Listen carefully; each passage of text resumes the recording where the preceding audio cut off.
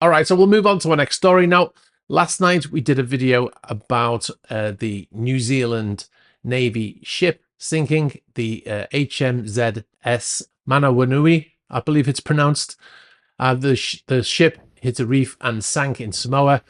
Now, we had an awful lot of comments referencing the captain of the vessel, who's a female, and references were sort of blaming her for the accident, which is not unusual, unfortunately, as people often blame the captain of a ship when there's an incident.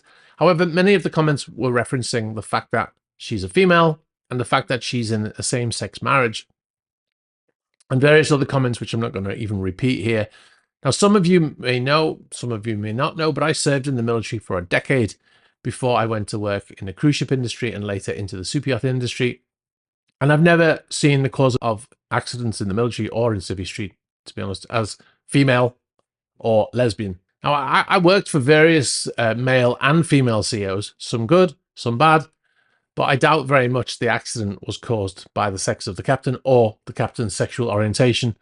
I worked on cruise ships captained by females as well, and we never crashed into anything or ran aground.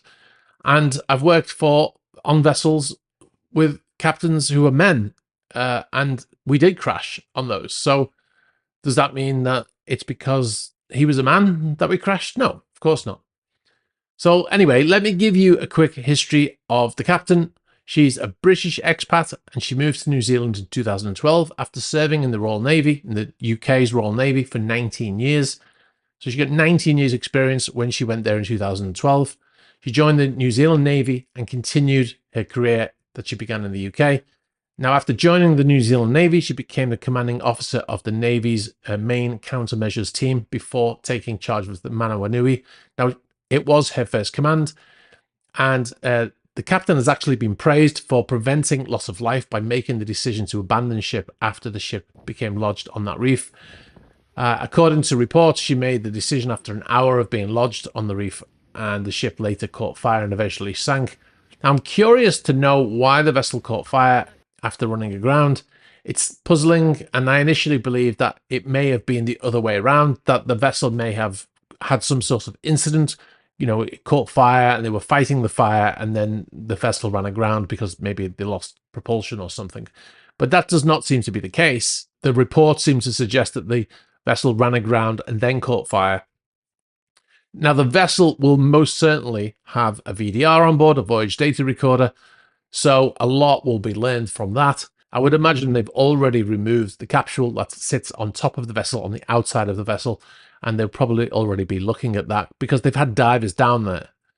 One of the concerns was that made by locals after the ship sank was that the vessel was leaking oil into the sea near the incident, and a number of wildlife such as turtles have been seen covered in oil. However, the Navy divers have said that the ship is not leaking oil since she sank.